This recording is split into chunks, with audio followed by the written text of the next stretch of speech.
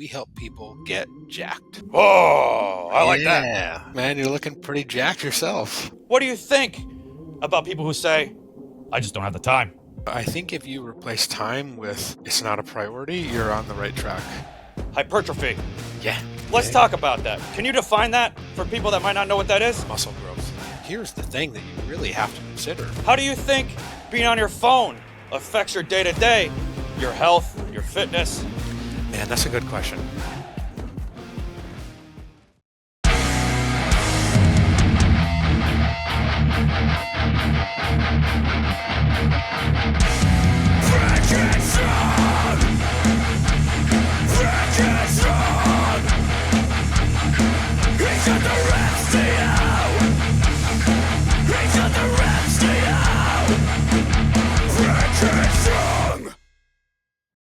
Hey, Nick, it's Brick Headstrong. Welcome to Reppin Fitness. What's up, Brick? How are you? I'm great. I'm in my locker room at the gym, getting ready to go out there and have a chest and buys day. It's like I've been waiting all day for this. But, have you been to the gym today? Absolutely. Today was leg day. Best day of the Oh, nice. You like leg days? week. A little bit. Yeah, I've got 2 of them per week. Yeah. It's always good days. Always fun Whoa. days. You're mostly just in the upper body, yeah? You like training the upper body? What do you think? I think you're on the right track, man. You're looking pretty jacked yourself. Oh, thank you. What do you think? Should I do more legs? How often do you do legs now? Well, maybe once after I did buys, everything else. You know, if I don't get through the other stuff, I don't do legs. How important do you think it is to do legs? Well, it kind of depends on your goals. I'd say mildly important though. It might help with everything else, especially if you're doing some squats and getting some heavy weight on your back. I'd say at least once a week's pretty solid. Did you do squats today? I did hack squats today, a version of squats. Oh, nice. Yeah. Now, I ask everyone this question because it's Reppin Fitness. How many reps did you get in today? Or do you have a specific rep range that you work in? How does it work for you? I did 4 total sets of hack squats, so there were two Oh, two heavier sets with like 10 reps and then 8 reps, and then actually I did some down sets a little bit lighter with the same reps. So yeah, in that like 8 to 12 rep range usually for 8 something to like that. 12. 8 to 12. Do you think that's good for everyone? Oh man, there's a lot of caveats there. I think Right. that's okay for people when they're first starting out. When it comes to hypertrophy training, anything in like the 5 to 30 rep range is probably going to be pretty good for most people because Oh, yeah, pretty cool, man. You can really crank some reps there if you want. 5 to 30. I love it. I'll do 30 reps next time. But listen, you're the co-founder of RP Strength, CEO, and you got your own podcast. Now, what do you consider yourself more of? A fitness coach, a nutrition coach? Where do you see your clients landing these days?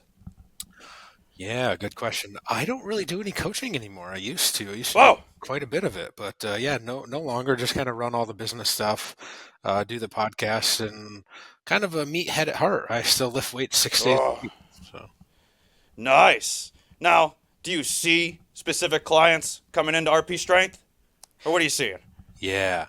The specific type of people that we want to go after are probably what we would consider ourselves here, you and I, intermediate or advanced folks that have already been in the gym for a little bit, and there's just a lot of weird information out there, and so they want to kind of Right. get to the next level or yeah, kind of optimize stuff a little bit. Basically, the best way to describe it is RP. We help people get jacked. Oh, I like that. Yeah. I like that.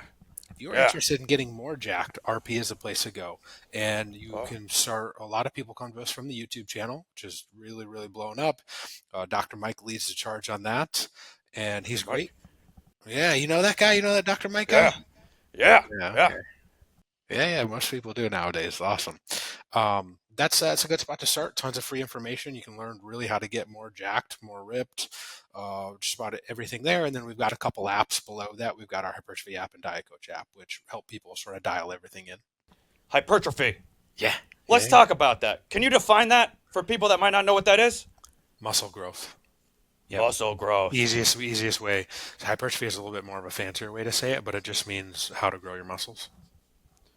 Nice. Now, this is a great segue because I wanted to ask, how can we help people with some practical advice?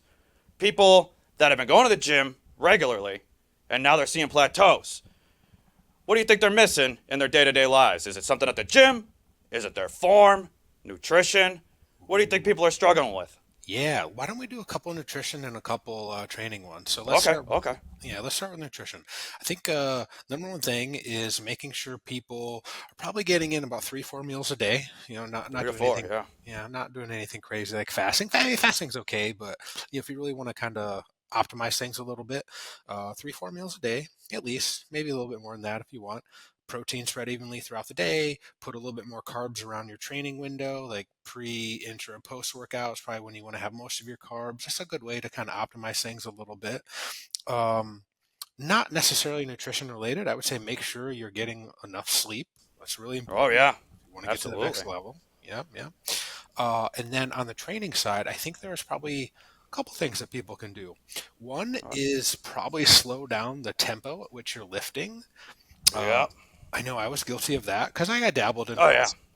both. Right? Yeah. Hey, we just want to get in the reps. I mean, listen, I'm Yeah. preaching to the choir here. Yeah, yeah. So slow things down a little bit, be a little bit more slow and controlled with the tempo, and make sure you're getting that big, deep stretch when you're lifting. And Oh, yeah. yeah, like that's going to be the most beneficial part when it comes to hypertrophy. So if you really want to kind of get to that next level, that's probably a good spot to focus on. And then, when you asked about reps earlier, I think just making sure. So there's a term called stimulus to fatigue ratio, SFR. So just making sure you're picking the right exercises that you get a lot out of. Sometimes people think that, oh, you have to do just the, quote unquote basics, which is a great start. Don't get me wrong. But Right. sometimes, man, something like really heavy deadlifts can really just tax your whole body, and you may Oh, not yeah. be getting a ton of like, hypertrophy benefit from it because the expense of like just how wrecked you're going to get overall is going to be pretty serious, pretty gnarly there. So just pay attention to that SFR, and listen, if you want to train your hamstrings, you could sneak in some machines or something like that. You don't always just have to do the basics, and if you do that, slow down the tempo a little bit, that's probably a pretty good way to get a little bit more better results. Right. I think that ever since Brick slowed down his form and focused more on that, I could just it feels different. I could Yeah. feel it through my body in a totally different way than when I was pushing hard and quick and just getting through it and not focusing on the reps. What do you think? Do you think that people they rush through it too much and then they're sacrificing some of the things that they could get out of the tank? Yeah. Yeah, ego lifting is a very real thing. So if you can slow Yeah. down that tempo a little bit, and remember, like if you're training for hypertrophy, you want to make that particular muscle that you're trying to train do the work. So sometimes you'll see, Oh yeah.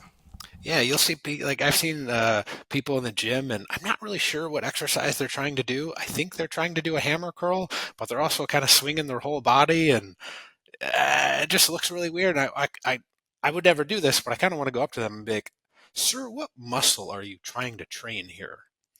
So you ditch that ego a little bit, slow down the tempo a little bit. You really focus on that particular muscle that you're trying to train, and you're going to get more out of it. Here's the thing that you really have to consider.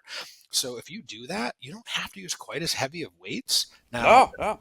but Right. you're going to get more out of that particular muscle that you're trying to train, and your chance of injury is going to go down probably quite substantially. Yeah, I agree. And I see a lot of people at my gym doing stuff quite like you said with the hammer curls. What are they doing? It's not even right. Now, what do you think about that? Is there a way that Brick can help someone in the gym without making them feel stupid? Man, that's a good question. I don't know the answer to that because I would never go Yeah. up to anyone and give Right, unsolicited right, yeah. advice, even if they're doing something really, really wrong, because Yeah. chances are a lot of the times it's other males Right, right. want to swing around the weight, feel good, have that big ego, try to pretend they're like the alpha male in the gym, whatever, even though they're really only hurting themselves. So for me, it would feel really, really weird to go up to them and try to give unsolicited advice. But hey, if anyone ever asked, Oh, I would love to give some tips, but I'm not the type that's going to go out of my way to do that. But what do you think? I struggle with this. I've been trying to figure out a way to do it Yeah. without making people feel stupid, but yeah, it's tough without them asking for help. I just wish more people asked for help at the gym, but everyone's there for a different reason. Some people are just there to just grunt it out and cure some anxiety. And I'm not one to tell somebody not to go to the gym Yeah. because we all need to, you know? So, hey, you're there. As long as you're not hurting me, I guess we're good. I tend to agree, Brick. I tend to agree. Now, what is your favorite exercise at the gym right now? Ooh. Yeah, it's tough. It's tough. I like seated cable rows that I can kind of lean Oh, forward a little bit, really stretch out the lats. Even better if it's a little hard to do it at my home gym. I have to use a little low pulley setup and rig some weights so I can really get that big stretch.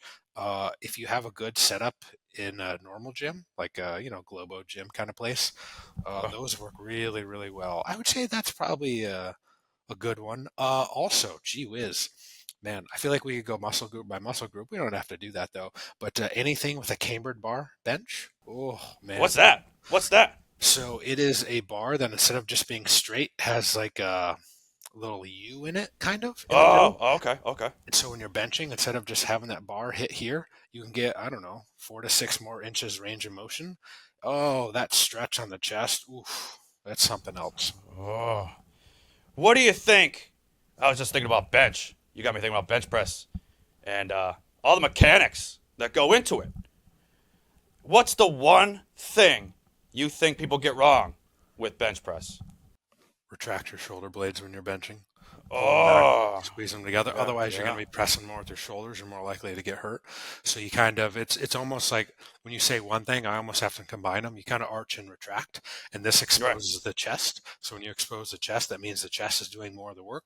What we talked about earlier, you want that particular muscle group to do the work. I'm not necessarily trying to train my shoulders as much. They'll get a little bit, but like if I'm doing bench press, I want to work my chest. Right, exactly. Now, I asked you your favorite exercise. Now, what's the least favorite? One arm rows. One arm rows? It's like doing 2 sets in one. It's terrible. Well, yeah, that's true. That's true. I like to look at rows like I'm mowing the lawn. Yeah. You know? Is that the right form? Is that the right form to think? Yeah, I'd say that's pretty good. I like to usually kind of brace myself, either with a bench or even if I put my other hands on the dumbbells. Again, it's easier to do at home. I wouldn't recommend that in Right. a crowded gym. But yeah, the lawnmower form. Just make sure you add enough room there so you can really kind of stretch it out at the bottom, and you're going to be good to go. Yeah, I try to stay away from doing dumbbell rows up against the rack. I see people doing that a lot, and sometimes somebody needs the other weights, and then Yeah, I'm on the way. So and then it ruins that for them. 100%, But man. 100%. You got to so listen when you train in a gym. You got to be mindful of other people. If you train at home, hey, yeah, do your right. thing. But hey, when you're other people around, sharing is caring. Sharing is caring. You got to do the reps. Now That's right. you've been to the gym. What was the post-workout meal? Oof, man. I'm so weird when it comes to nutrition. Okay. I had half a sleeve of rice cakes and a Fairlife nutrition plan, and that was pretty much it. Pretty bland, huh? Yeah, that's pretty bland. I'm I actually saw some of your Instagram posts, and I saw your cheat day was you had a different type of rice. Was that what it was? yeah, yeah. So when I was dieting recently, it's a lot of chicken, broccoli, and rice, and Ugh. just to change that up, because man, once you get done with a diet, like the thought of going back to that just listen, Oh, it's rough. it's doable, man. It's doable, but I need a little flavor. I need a Right, little right, variety in my life now. So switched up to some ground turkey. It's has a little bit more fat in it. Tastes amazing when you're coming from just eating right. chicken. Still some broccoli. Got to get that fiber in. Got to do that, and then sweet potatoes cut and Oh cubed up. yeah. Yeah, that was good. Mwah. That's the good stuff. Brick, that's what I'm going to be eating after this podcast. I'm going to go have another meal. That's what I'm going to be eating. Oh, nice, nice. Now, when you were in meal prep, when you were doing the chicken and broccoli, What kind of seasonings? Did you use any? Or was it just bland?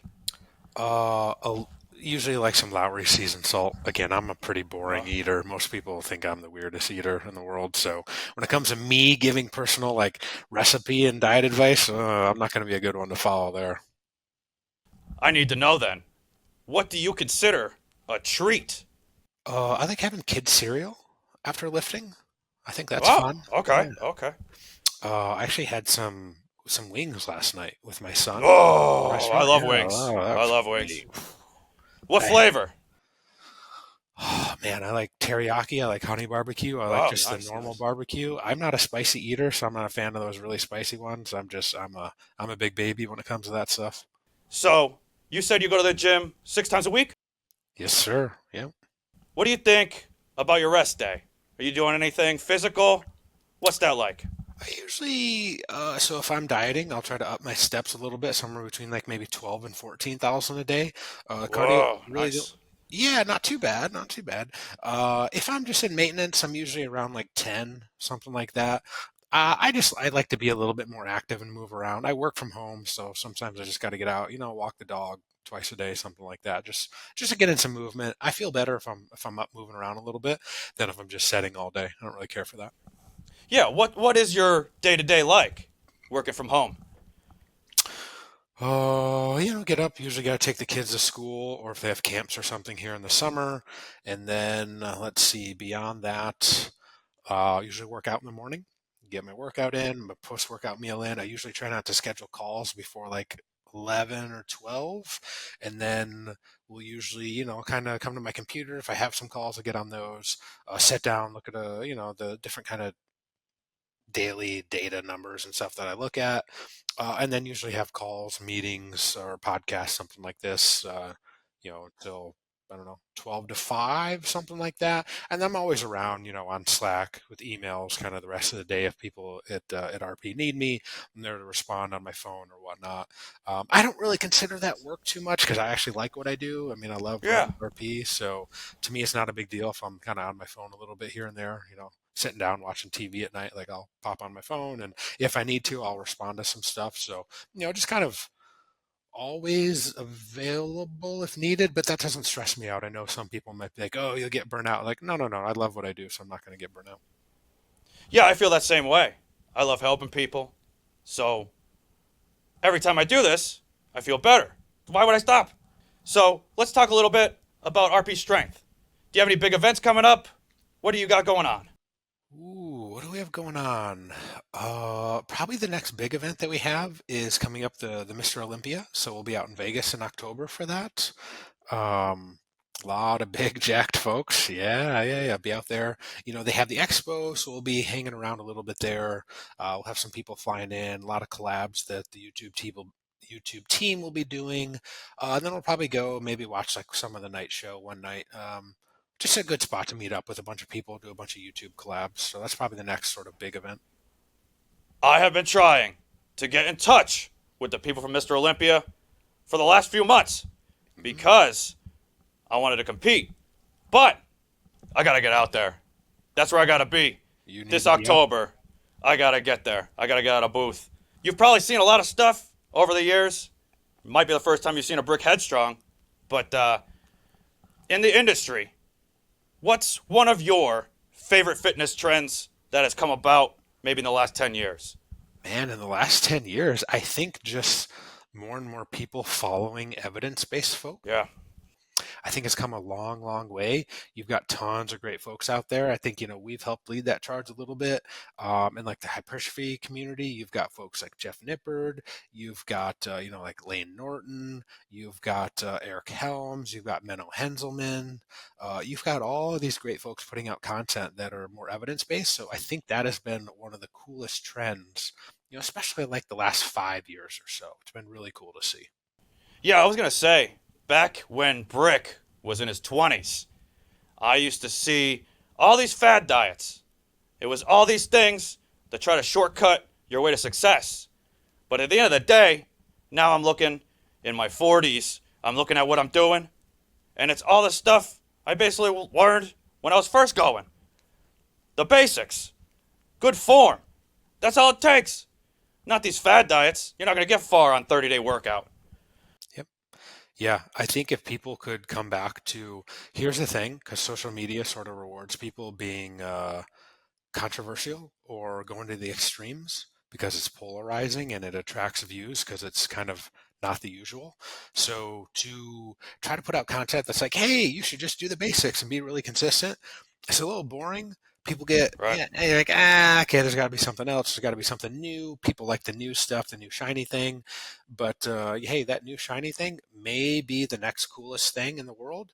But let's wait. Let's get a little bit more evidence and research behind it. And now, if a bunch of studies and stuff come out and support it, hey, we're on the right track now. Otherwise, let's sort of pump the brakes a little bit. And it's really just the basics applied over a really long time horizon. That is the winning formula. But that's just really boring. And people usually want, I think Warren Buffett actually had a quote that's like, why don't more people do what you did? And he's like, well, most people don't want to get rich slowly. Everyone wants to get Yeah. rich fast. Everyone wants a six-pack abs fast. It's like, well, that's unfortunately not how it works. Yeah, everybody has that thing in their hand. They're always looking at their phone. They have that need for a quick fix all the time. Yep. How do you think being on your phone affects your day-to-day, your health, your fitness? Is it getting in the way? It can. So social media, everything requires a little bit of nuance. So I think anyone that gives just a blanket answer is like, "Hey, this is bad" or "This is good." Social Right, media, right. social media can be really great because you can listen to podcasts and you can have, well, folks like yourself helping give free content away to people, which is amazing. Absolutely Oh, yeah. amazing thing. So social media is awesome. But at the same time, listen, everyone's guilty of this, even if they say they're not. Everyone will see something on social media. They'll get a little sidetracked. They'll start comparing themselves to other people. And that's where it can have some maybe not so great results. But if you can get over that a little bit and you can focus on the good stuff and not kind of doom scroll, I think that's the term that kids are using these days. Yeah. You can avoid that for the most part. I think you'll be better off. And listen, do I doom scroll every now and again? Yeah, every now and again, not too often. But, it's a tool. You can use tools for good things or you can use tools for bad things. It's kind of up to the user. Yeah, I absolutely agree. Is there like a process that you work with your clients to kind of reel them in on certain things like that? Those excuses that they might have? What do you think about people who say, I just don't have the time? Don't have the time. I think if you replace time with it's not a priority, you're on the right track. And that's totally cool if people don't want to prioritize health and fitness. Hey, like I'm not here to, be a dictator and say that people have to do X, Y, and Z. But I think not having the time is not a very valid excuse. It's just not a big priority. And that's okay. Just be honest with yourself and say that. Yeah, that's a great way to put it. It's not time, it's priorities. And a lot of people, they get that confused. It's really, they need that excuse to get out of things. What would you say is your biggest accomplishment in the fitness industry so far? Um, man, just the fact that we've been able to help so many people. That's by far Yeah. and away the coolest part. Uh, we used to sort of, or I used to say to myself, if we could help like a million people, that'd be awesome. And Oh, me too. now literally the YouTube channel gets millions of views a day, so it's really cool to Oh. see that we can literally impact the lives of millions of people every single day. If somebody were to be watching this podcast, what would be the video you would tell them to watch on your YouTube channel? If you go to the YouTube channel, there's actually you can click playlists, and Okay. there's a number of playlists. There's one like fat loss dieting made simple. There's hypertrophy Oh, made simple. I think there's healthy eating made simple. Those are probably like three great playlists where you could share those with kind of anyone, whether they're in fitness or if they're maybe interested in fitness. Show them those. They're like quick, simple, easy videos, and Dr. Mike conveys information in a way that is super easy to understand, and you can soak it all in, and it's not overwhelming for people that they'll be like, oh, okay, this kind of makes sense. So it's not really like one particular video. I'd say it's probably those series of videos is really, really great. I'm going to include a link in the episode here so people can check some of that out. I Awesome. definitely I like encouraging more people to check out videos like that. I think it helps. Absolutely helps. So thank you for doing that. So listen, as a fellow podcaster, I got to ask, do you have any tips for how I could break that algorithm. Do you have a favorite guest that you've had? Oh man, I know that Andrew Coates connected us, Oh, Andrew. and Andrew Coates is such a good connector on that Yeah, he he can is. probably put you in touch with just about anyone. Um, He's not going to like me soon. He's not going to like me soon. Next year, I'm running for the mayor of fitness. oh yeah, Yeah, I can't let him have it every year. It's time for a new term, and it's time for Brick Headstrong to take the crown. you got But you got my vote. oh, I won't put this in. I don't want him to know. Maybe I'll hurt your friendship. But yeah, Andrew's great. He was a great guest for me on Reppin Fitness. Who else have you had on? I would say maybe one of the most notable people was shoot. This is I think 2021.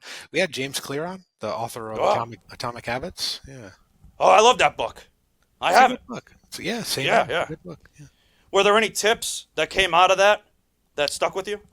Man, if we go back to what we talked about earlier, just in terms of like being really, really consistent, he's sort of the one that actually, if we look behind me, that may be from his book. I'm not 100% sure. It's basically just the idea of getting Oh, just nice. like a little bit better every single day. Um, man, it just comes all down to consistency. If you look at really any of like the best or the top people out there in any field, I don't think they're doing anything completely outrageous or new or novel. They're just really doing those basics, but they're just doing them over a super long time horizon. And most people just aren't interested in doing that. So stick to the basics, little by little by little by little by little becomes a lot. That's how you get sort of those that compound effect, those that multiplier effect where things can really kick in. Because the same thing as compound interest. Keep doing it long Yeah. enough, you get these huge gains over time. Consistency. Yep. Or as I like to call it, getting your daily reps in. That's It's right. all about getting those reps. But Nick, this has been great. Thank you so much for being a guest on Reppin Fitness. Now, if people want to get in touch with you or learn more about you or RP Strength, how can they find that info online? Yeah, rpstrength.com. If you want to go right to the website, RPstrength.com. go to YouTube. Renaissance Periodization is the name of the YouTube channel. And then me personally on Instagram at nick.shaw.rp. Nice. And hey, if you're watching this episode, I've included a link at the bottom of the description, so it makes it easier. This has been great. Thanks again for being a guest, Rick, thanks so much, man. and we'll see you on the next episode.